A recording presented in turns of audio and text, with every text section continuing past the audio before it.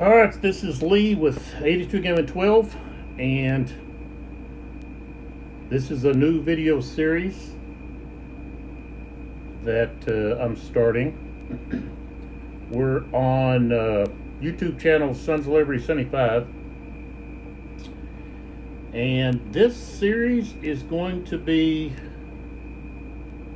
a comparison between two Shiloh games. Okay, so we've got an older game. Let me get my magnifying glass here. I think it's 1995. And that one is April's Harvest. Okay. It's part of the Civil War Brigade system that came out, I don't know when the first one came out. This is number 9 in this series.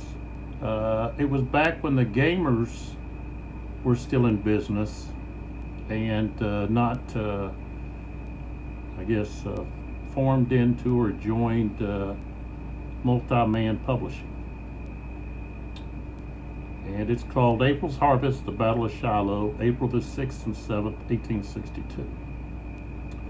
And the game was designed by Wambold and the series designer, Dean Essig. See if I can get close enough. I've got a new,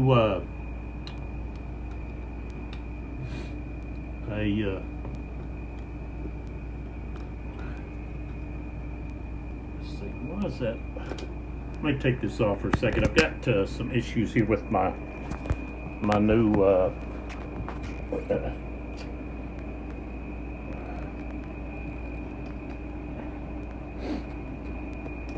my new stand, and hopefully that solved it. Okay. Back a little bit here. I don't know if this thing works better if you push it through.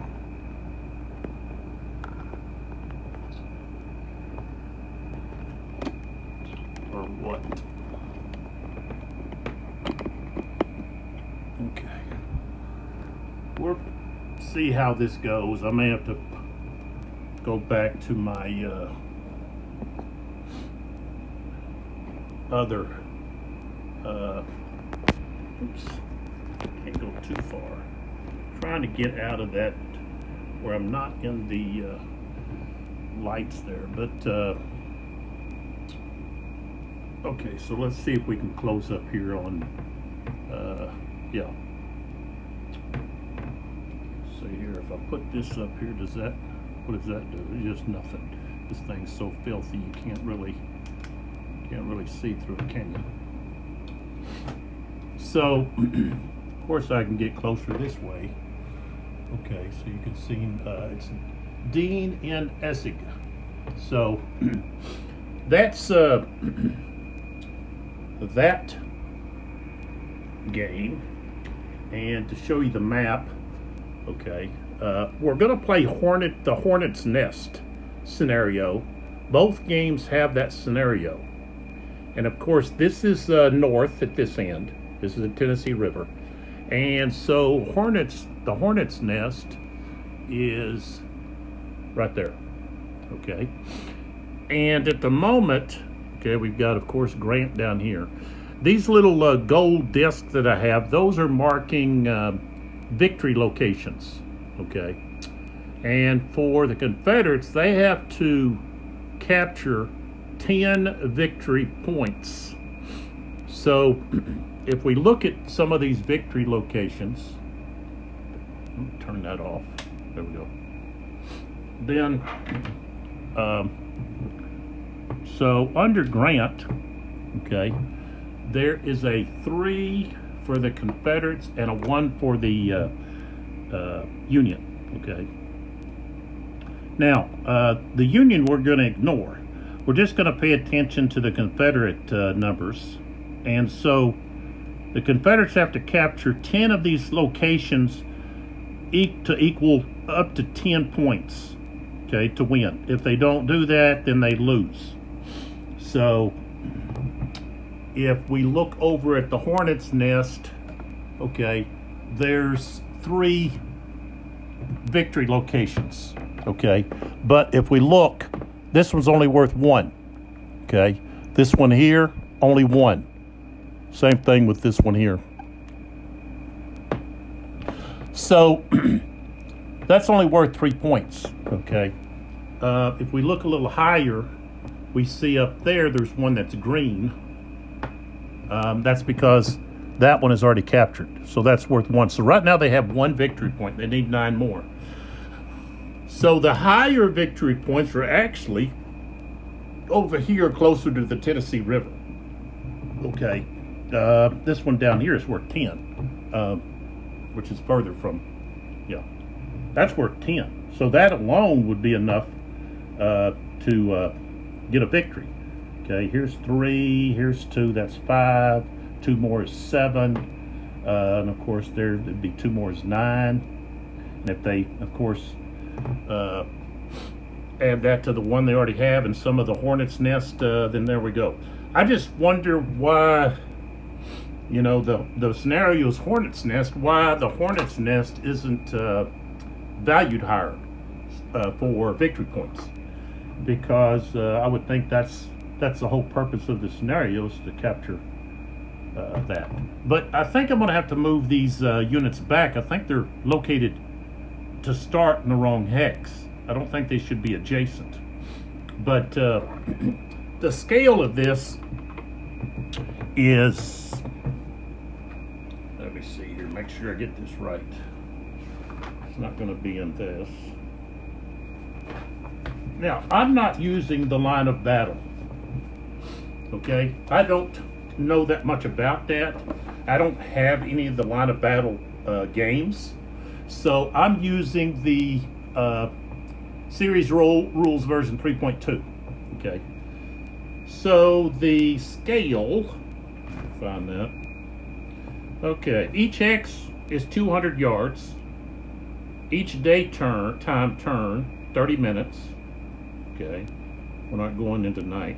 Vertical scale between contours is 30 feet. Infantry and cavalry units are brigades. Okay, there are a few regimental-sized units, but they're treated as brigades in this series.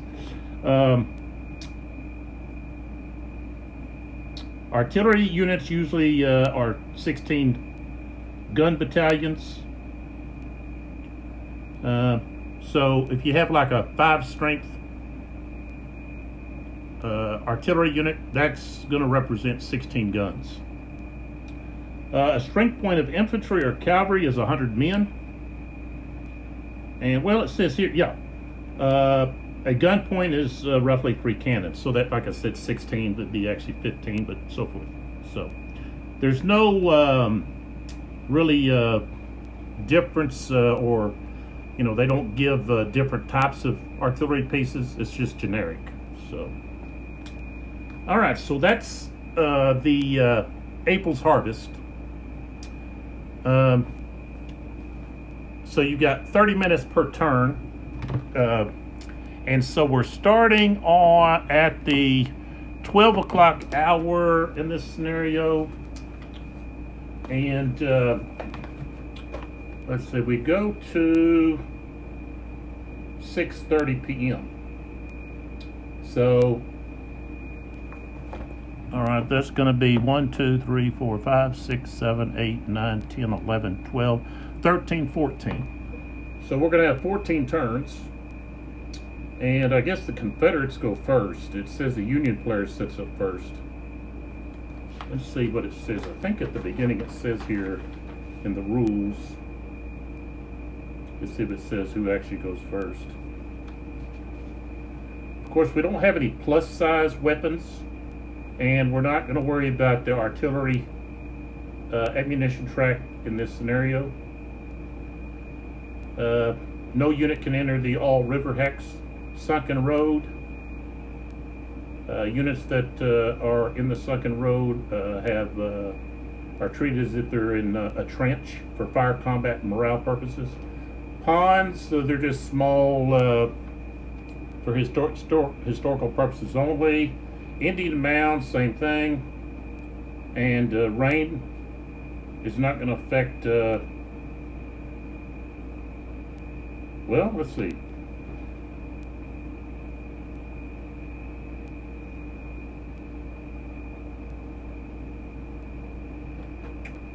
Let's see, maybe if there is some rain here.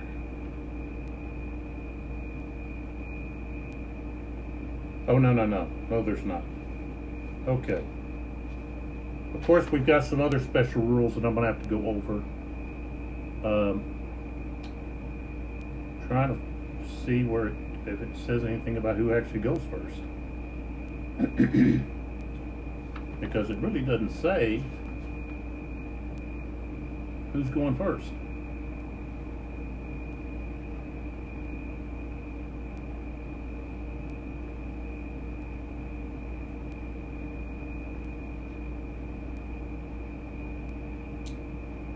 I don't believe we're having a chit pull here. I'll have to look at that. But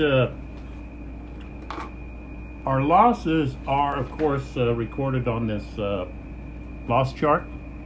Okay, so as you can see, we've already got losses because we're in the middle of the battle here. We're at the noon turn of April the 6th. So both sides have losses. This is the Union Army. Okay, so W. Wallace, not Lew Wallace, but W. Wallace, I think it's W.H. Wallace. He's been hit pretty hard. Holbert, he's also been kind of hit hard. Sherman's not really been hit too hard, but I'm not for sure how many of his brigades are actually involved here. And then if we take a look at the Confederates, okay, we can see that Ruggles has been hit, Clark, Cheatham, Withers, Hindman, Breckinridge a little bit.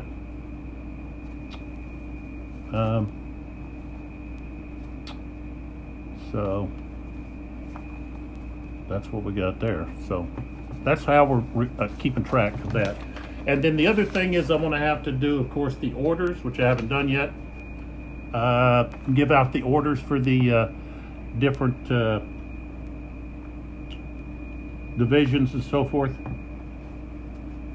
So, of course, I'll fill that out. It says not to use defense orders, but suggests not to use them. But I think I'm going to go ahead and use them anyways. So we have that.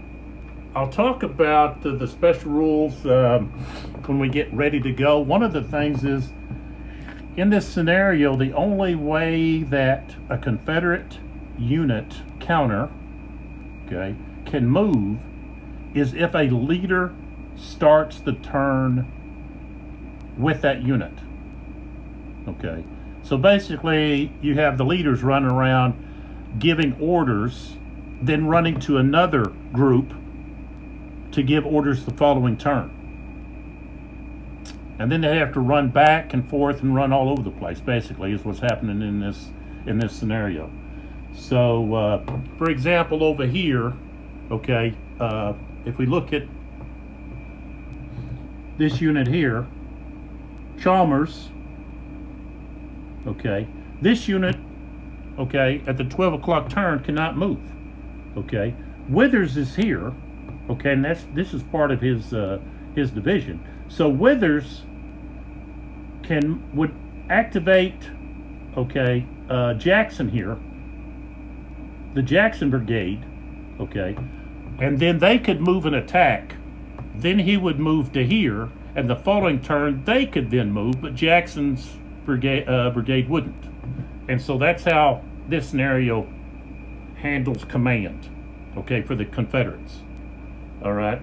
Of course, the Union is under the regular command range and the orders, okay? So maybe I'm not going to need even any orders, because basically the Confederates are just running around, okay, and you know basically the Union will just be defending. But I'll have to look at that. I haven't played this Civil War Brigade system in a while. I know I have some video that I've done. Okay, I think it was Antietam. But so I've got to look back, because this scenario is a little bit different than just the normal gameplay. Okay, and I guess because of some of the confusion and so forth you had, and I'm sure you saw up here on the wall here that I had these battle flags. Of course, these flags were not, of course, involved in this. These guys were pretty much involved on the eastern front. Okay, and let's see, should be still accurate. Maybe this one shouldn't have as many stars, but the old Stars and Stripes was not this. That's the Stars and Bars. The Stars and Stripes is what you're going to find on. Let's see. Of course, we're going to find it on the in the other game. I'll show a picture of. Let's see. Here is actually, if I close in here, this is actually a picture showing the Stars and Bars. Okay. This was a flag that was, I guess, originally used some different places, but you also had, of course, this version here. Okay. But I don't know. I'm thinking maybe that might have been the flag that was draped over Jackson. I don't know. I have to look into that. But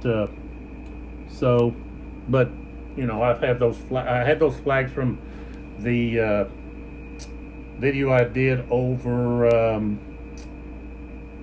Let's see, Sedgwick attacks, the Chancellorsville scenario. Okay, so that is going to be one of the games.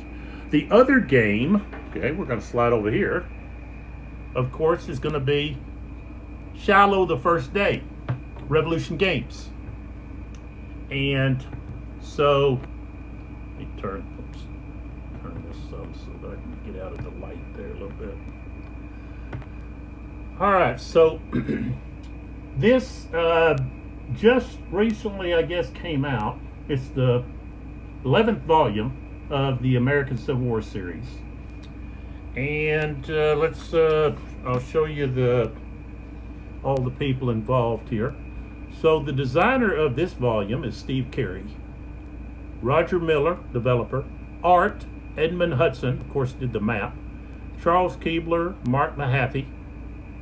Stephen Campbell and Julie Dawn Feind helped edit the exclusive rules. And this special thanks to Donald Levick and Dick Whitaker. And Richard Handewith did the charts rules layout again. So, and of course there's I don't know if that's a painting or just a colorized picture. But anyways, now I've got, of course it came with the exclusive rules. Then you have the scenario booklet, okay? And you've got all these maps, okay? I'm not going to pull out the maps, but of course, it's got all these charts, okay? Of course, you've got the blind swords rules. You've got the Confederate event description. You've got the Union event description. Of course, it opens up to give you all of this different scenario information. I'll talk more about that. You got scenario reminders. Of course, you've got your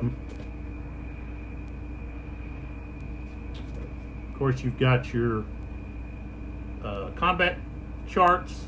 Okay, both sides, key chart, and then you also have this chart that has the terrain effects, brigade order details, so forth and so on, stacking, all of that. And we're going to end all of that as we go along. But if you watched any of these Civil War series with Revolution games, you know what's going on. If not, then you know, that's something you're probably going to want to take a look at. I'm not going to spend a lot of time, you know, going over rules and stuff because I've done so many of these videos. So, and our map, I'm gonna have to adjust this somehow. But so here's our map for this scenario, which is the Hornet's Nest. This is the Tennessee River, and that's showing north. Let me look here. Maybe oh, yeah, I'm totally wrong here. Okay, this end is north. Okay, some of y'all were probably like, whoa, wait a minute here. That's not right. That is north. Okay, so the Tennessee River here, you got this bend in it. Okay, this bend is on this other map. That's that bend right there. Okay, and so over here, if we look, okay, this stream, you know, I guess stream coming off of here, okay, represents what we have here. Okay, so we can compare the maps as we go along, but this, of course, is a much smaller area, okay, and with the scale, okay, I've got a little comparison in scale here between the two. Let's see here.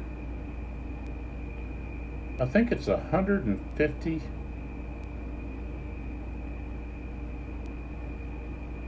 meters, is that right?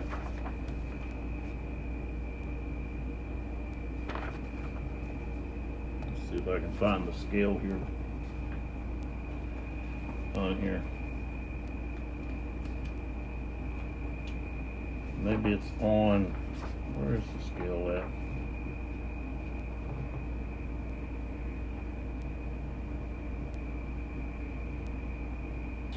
I believe it's 150 feet.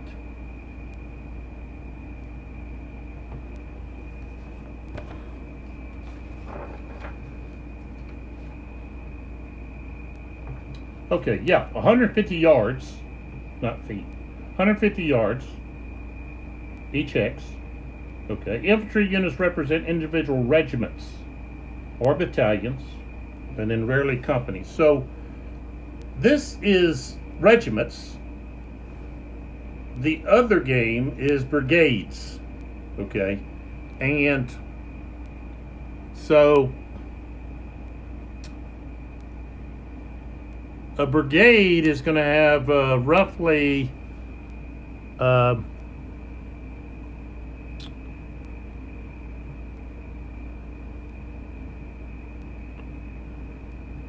let's see. Let's how to break this down.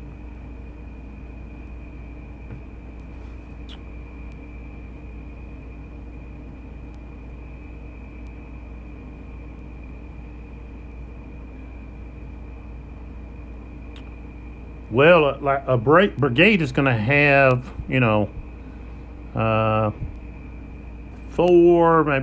to 6, maybe regiments. I think that's about. Some of them have more, some of them have less. So that's about the gist of it. And there's the other. Each strength point is roughly 50 effectives. So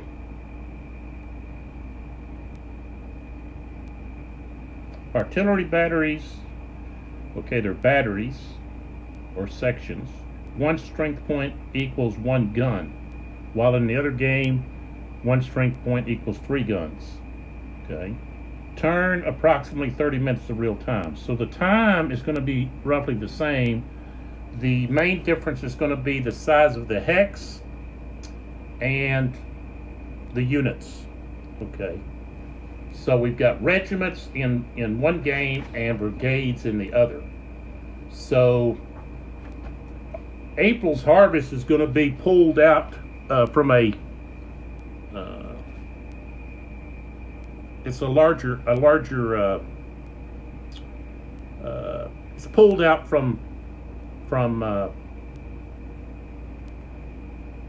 tactically it's further away, I guess you could put it that way. I don't know how exactly I'd put it.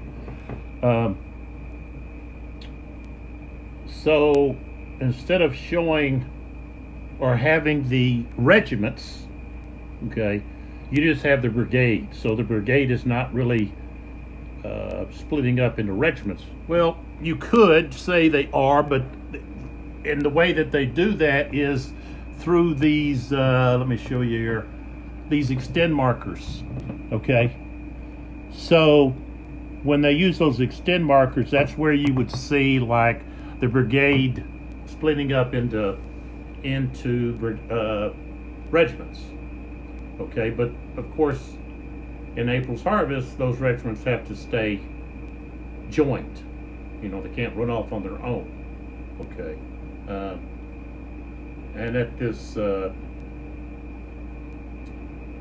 smaller tactical level, they can, okay? But when they do, of course, they're losing their support, okay? So they've got to stay together if they want to have support. So that's just a comparison between the two. So, and as we go along, we're talking about some of the different rule changes or modifications in this volume than other volumes, okay? One of the things has to do with artillery and cavalry, mounted cavalry, can actually go into woods hexes. Well, of course, they'd have to. There's so many woods. Okay, so these are woods hexes. These are heavy woods. Okay. Artillery cannot go into heavy woods. Okay. Now, they can go into woods, and they can fire from woods, but only up to 3 strength points can fire from woods. Okay.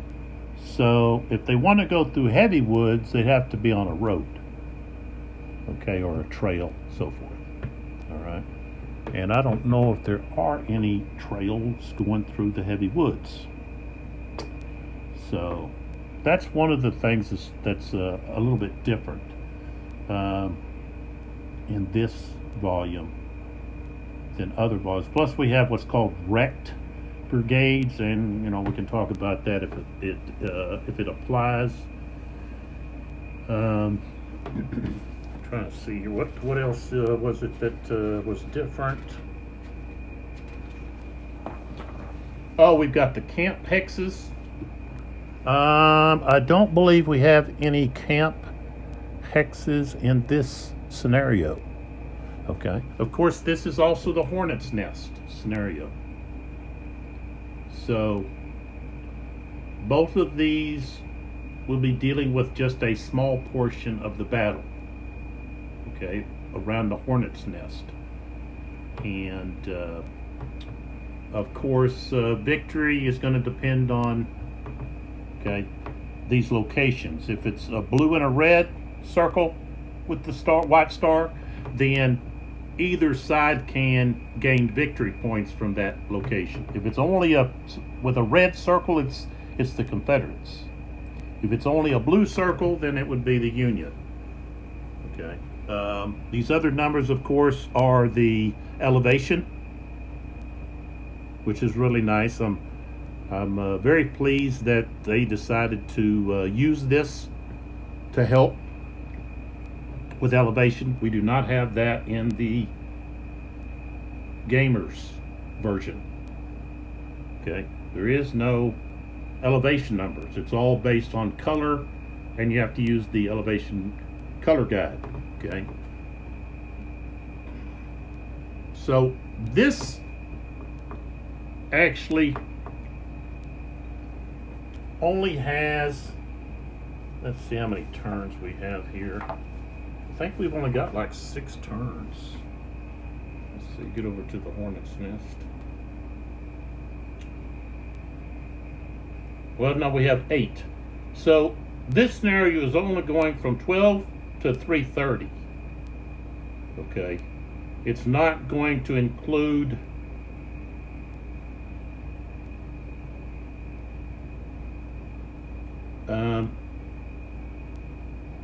some of the time that the other game has. So, and of course, this is a chit pull system. I don't believe we're using the chit pull in April's Harvest. Okay, and of course we don't have event chits. We do have let's see if I pull this out. Random events. Okay, in the Civil War Brigade system. So we do have that. Okay, which is similar to the Fog of War and Fortunes of War type of thing, and the event chits. So, and of course the talking about the wreck brigades and so forth, that's going to be something that's a little different. There's no cavalry units in Shiloh the First Day. Divided regiments are not required to keep the 2 pieces together. Stacking, a maximum of 12 per hex, unless the unit's larger than 12.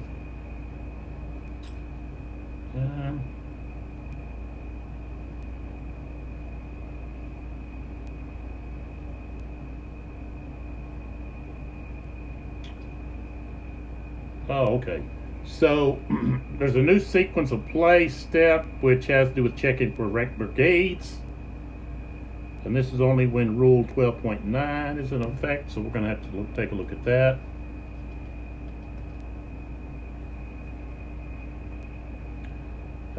Artillery unit moving into woods hex, not using road or trail, uses all of its movement point. And then if they leave the woods hex, it also uses all of their movement. Artillery can cross a stream or gentle slope, but not a gentle slope, but not a regular slope or steep slope, unless they're using a road or trail.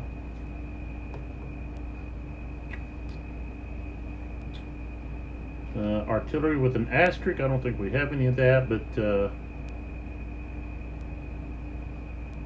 they're kind of restricted. They've got to stay within 6 hexes of Pittsburgh's Landing. So,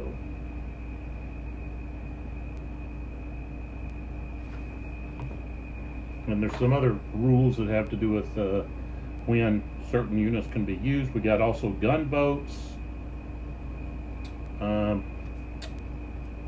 Let's see if we can find the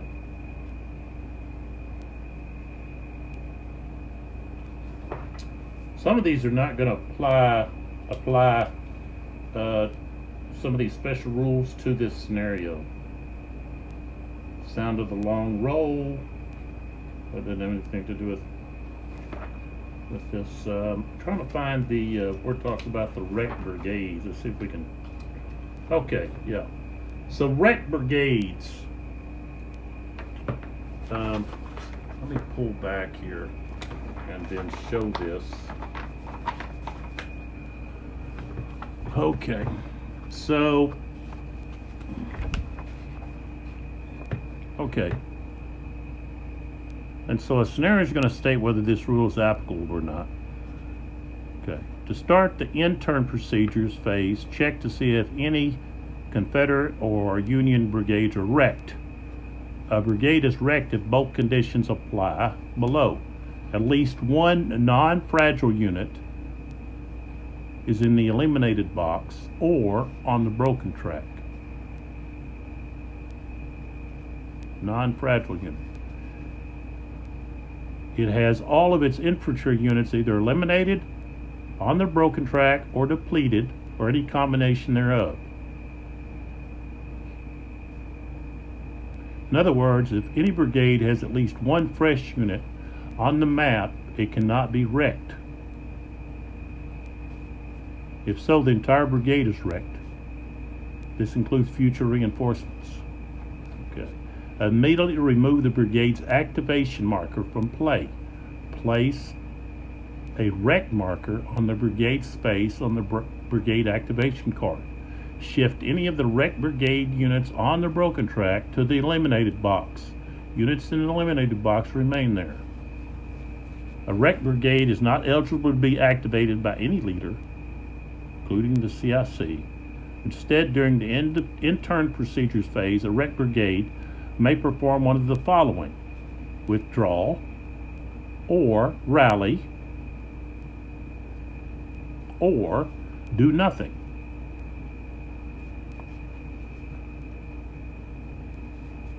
And so forth. So anyways, says units in a wrecked brigade may steal defensive fire, defensive support fire, opportunity fire, and defend in close combat. Normally, they can still provide support under the normal rules. They skedaddle retreat per the standard rules too. Even event chits may be played on a wrecked unit. Okay, a wrecked unit that panics or that is forced to make a break test is automatically eliminated, and they can't recover from wreck status. Artillery never affects nor is affected by brigade's wreck status. So, okay.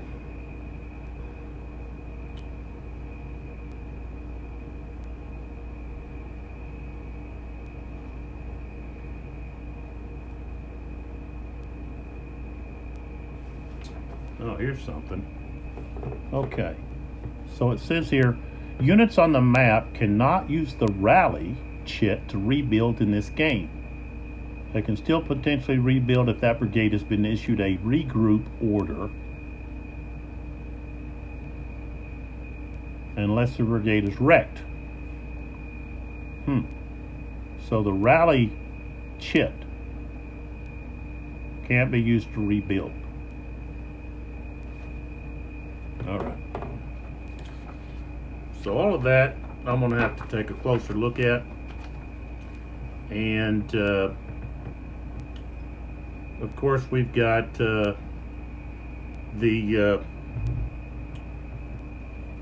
two brigade cards over here, activation displays.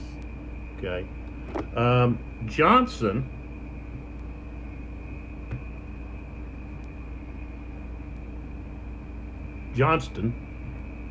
okay, starts as the CIC, okay, but I think it's at the 2:30 or the 2 o'clock turn you have to start rolling to see if he's killed, okay, because I think he was hit several times. The one that was fatal was the hit that was behind the knee. It severed an artery, and he basically bled to death. His surgeon he had sent off to help with some Union prisoners, and so his surgeon could have placed a tourniquet. He had a tourniquet in his pocket, but of course he was he was removed from his horse, and then he was out of it by that time, and so he was not aware enough, cognitive, to put the tourniquet on himself, which he knew how to do, and no one, I guess, knew that he had one, and they didn't know how to make one. They could make one out of a belt easily, and a stick or something, but of course, it passed away due to the blood loss. And he was hit several times, but that was the one that and I don't think he even realized he had been hit. His boot was filling up with blood, and I think he had one of the heels of his boot was shot off. But so very interesting about this battle is the number of historical people that were involved. Very interesting. I've been reading a book, and I got this book because, hey, as I mentioned before, my knowledge of the Eastern, is all on the Eastern Campaign, mainly dealing with Jackson, because I've always had a fascination with Stonewall Jackson, and so that's where all my reading was at. And so with the Western campaigns, I know very little. And so I, of course, acquired books. Okay, and this is a very good book. I wish it had more maps dealing with the battle itself, but Shiloh, 1862, Winston Groom. Okay, also did the Vicksburg, but that's not the Vicksburg book I have. It does say it has 10 National Geographic maps, but I don't know about that. And this was a National Geographic book. So, but let me show you some of the pictures of some of the different people that were involved. Okay, and we're kind of talk about some of these. I'm not going to start this actually yet. Of course, you got Grant there. Okay, this is here is Henry Halleck. Okay, he tried to get rid of Grant, called him a drunkard and things of that nature, and basically removed him from command after Grant had captured Fort Donelson and what was the other fort? Anyways, Lincoln was ecstatic of Grant's success in capturing these two forts, and Halleck didn't. He just wanted to get rid of him.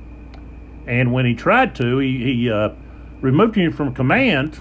And of course, when Lincoln heard about it, he said, "Hey, you put that man back in command." And so Halleck had to eat crow, and Grant got his command back. Okay. Here we've got Don Carlos Buell, I guess maybe is how you pronounce it. And he's the one that arrives, I guess it's at the end of April the 6th. And it's his troops that strengthen Grant and allow him to win the day on the following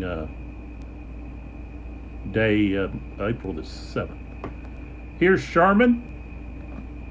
He's a rough-looking dude. Of course, he was called crazy, and stepped away from the army for a while. Then he came back, and of course, him and Grant got along, and they were quite the duo. And then we have Charles F. Smith. I'm not for sure much about him. We got John McClernand, and he was trouble. He was not really a soldier, but a politician, really, and so he caused some troubles. Okay, and of course we've got Benjamin Prentice. Okay. We've got him in this Hornet's Nest some. We've got Lew Wallace, who later in life is famously involved with Billy the Kid. Okay. And fixing to lose our battery. And then, of course, he later wrote Ben-Hur.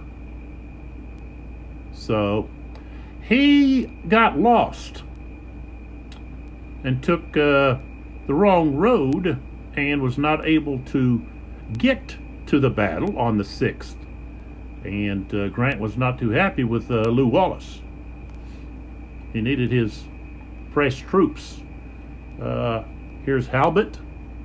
Okay. And here's W.H.L. Wallace, okay, who took over Smith's division, and he's going to basically share the same fate. Here at the top, we've got Albert Sidney Johnston, who, of course, dies in this battle. Jefferson Davis. And then we got P.G.T. Beauregard. He was involved in the Bull Run, first Bull Run. They called him the Great Creole. And he liked Napoleon and used Napoleonic tactics, which weren't too good in the Civil War, based on the better armaments. Here's Hardy. We got Polk. We got Bragg. Of course, John Breckinridge, which was formerly the vice president. There's Vicksburg Landing. There's Charles Sumner, Ben Wade. Let's see if we can get to some of these other individuals. Okay, here we got Henry Morton Stanley. He was a rebel private at Shiloh.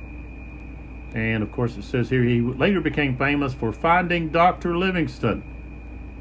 Saying the famous Dr. Livingston, I presume. Okay. And over here, Ambrose Bierce, who would later become known as Bitter Bierce. And he was an author. Okay. And he wrote the short story Occurrence at Owl Creek, which Owl Creek is here at Shiloh. Okay, I can show you. There's Owl Creek right here. And so he would later write that story, famous little short story. So he's there. He was on the Union side. Let's see here. Who else do we have? Seems like we got somebody else here. Thought we had someone else. Who are we missing? Seems like we had another individual. Of course, you got Bedford Forrest. I think he's running around out there trying to stop Buell from showing up. Thought we had someone else that was involved. I guess not. Okay. So those are just some of the people that, famous historical people that were involved at Shiloh. Okay, things I didn't know. So my battery's fixing to cut out, but I just wanted to introduce the two games we're going to compare. Of course, they're a little bit different in size, not much though. And of course, one game is 1995, and here we've got this one, 2024. But in two completely different systems, but we can compare, you know, the results and, you know, just kind of have fun with that. So, and we'll talk more about all of the, some of the rule differences in this volume. And so what we'll do is we'll go like one turn with one game, and then we'll go over and do a turn with the other game and just kind of go back and forth and have a comparison of what's happening between the two, and try to make similar you know, I guess attack plans, I guess, between the two, so that we can really get a comparison in what's happening. So of course, if we look here, we've got Chalmers right here, his 4 regiments right here. Okay, and of course, then you have Jackson right there with, we got Gage and Garardi, artillery pieces. So if we come over here and take a look, okay, this is Chalmers. Of course, this here under here is Jackson. Okay, but of course we don't have any artillery with them. There is some artillery that's up here. I think I've got this. Let's see. Is that right? Yeah, I guess this is. Yeah. I don't know why we've got 2 different colored artilleries. We've got several. I guess it's colored based on the different corps. Yeah, must be. So, and of course we don't have names on their artillery. Okay, in the Gamers Civil War Brigade. So, and so we have to take a kind of a look at the forces and how they're aligned from one game to the next. Okay, and just remember that each hex here is 200. Okay, while in the other game it's 150. So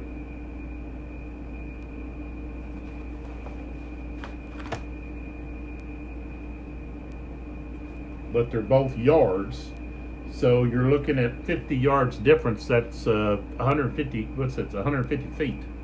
Okay, 150 feet difference. And I guess the bigger difference is the size of the units. Okay, you know, here this is a brigade. Okay, this one counter is the whole brigade. All right, and they have taken some losses. If we look at that, so we know how many losses they've taken. That might be them there. Yeah. Oh, come on. So if we look at Chalmers, yeah. All right, so Chalmers, he's got a morale of C, but his strength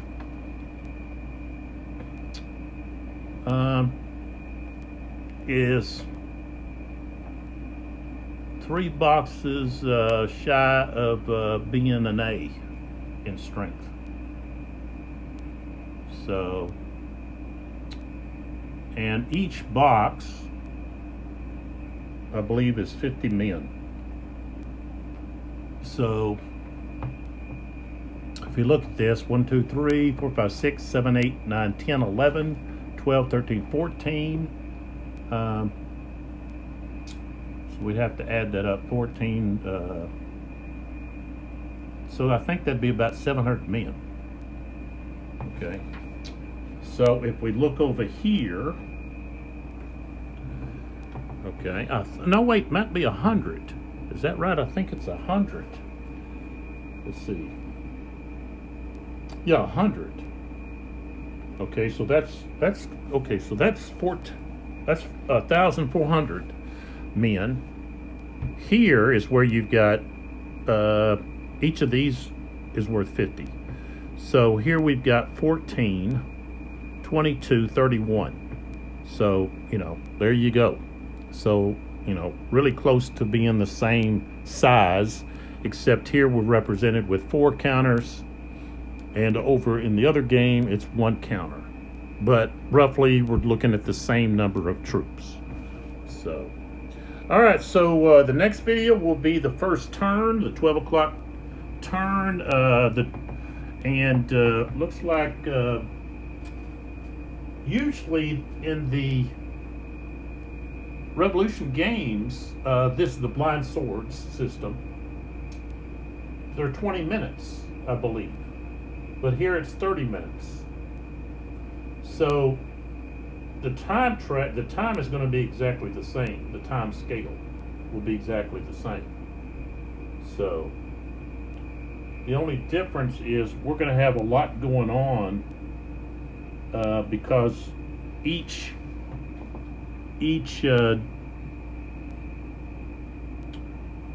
brigade will get an activation.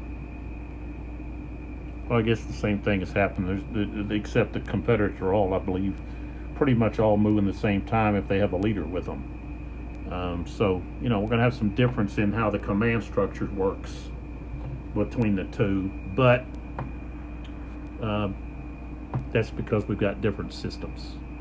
So, as I said, in the next video, we're going to be taking a look at the first turn, the 12 o'clock turn, and both of these are dealing with the hornet's nest. And I think it'll be fun to take a look at how each system works and how historical correct they are, okay, and how things turn out. So, and I'll be, I don't really have the book I'm reading doesn't go into a lot of, much. Well, it's basically taking all of these different eyewitnesses, people involved, and when they wrote letters and reports that were made and so forth, he's taking that and all kind of like, forming it into a book. And so we don't have really like a play-by-play, of the battle. And like I said, there's no, I don't know where it says maps. There's no maps in here. It's pictures. It says geographical maps. There is not one map in here. You don't get one map of the layout of the territory in this book. It's all pictures. I haven't found one map. That's what disappointed me. Well, okay, forgive me. They're at the beginning here. Well, I just got corrected here. So we have this, and of course it shows Lew Wallace, okay, and the path that he took, where he got lost. Okay, and so we do have some maps. So let's see if we can find the. There's the sunken road. There's the peach orchard. So this is where we're going to have. That's 5 a.m. though, so we got to move up to. Okay, so here's 12 o'clock right here. Okay, and so we'd have to turn this like what we have here. So if we look here and go over here, okay, so we can see where this is. Okay, so we can see where things took place. Okay, and so so here's the hornet's nest, the bloody pond. We're talking about that, but so here's Bragg and Breckenridge. Okay, the Shiloh Church. Okay, Stewart, which is Sherman. W.H. Wallace, H.L. Wallace, Prentice, W.H. Wallace some more, McClelland, Sherman. Okay, and of course we got Pittsburgh Landing down here, which is actually this here. This is Pittsburgh Landing right here. And we don't actually have, I don't think, Pittsburgh Landing over here on this other map. So on this other map, what we end up with, okay, so looking here is where we've got this curve. Okay, it's right there. There's the curve. And so here's where all the action's taking place. And so that's what we got here. Okay, I got kind of like almost like a horseshoe kind of shape here of defense going like this. So that's what we've got here with the Union. Okay, and so Okay, I forgot about those maps being up here at the front. All right, so we're taking a closer look at all of that. But as I said, there's not really, it kind of jumps around. The book kind of jumps around. But it has a lot of really good descriptions of the fighting, which I'll probably give some different, read a little bit here or there about some of the things going on, especially with the hornet's nest, okay, and what's said about that. So that'll be interesting, I think. So I'm excited to, oops, I got up underneath there. I'm excited to get started with this, and but I wanted to go back and reread some things because I haven't played the Brigade system in a while, but I really like that system. Although the Blind Swords is my favorite, okay, I do like the Civil War Brigade system. And, I was disappointed that they went with this line of battle, which I don't really know that much about. I've tried to watch some videos and kind of read the rules and so forth. One of the volumes I have is the South Mountain, and in that one they were changing to like regimental, and I was trying to read the rules, and I just couldn't wrap my head around them, and how things were changing from. It was like it's no longer the Civil War Brigade system, but like the regimental system or something.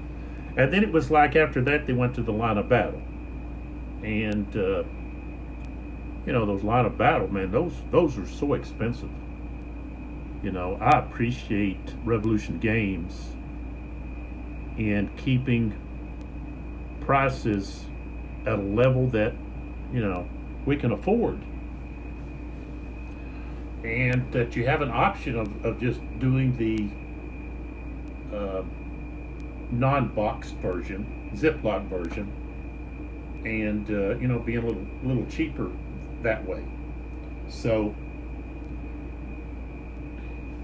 I have not converted to the line of battle, and I don't think I will. It might be easier to play and all, but I'm not going to buy those games. They cost way too much, and I have most of the Civil War Brigade series, and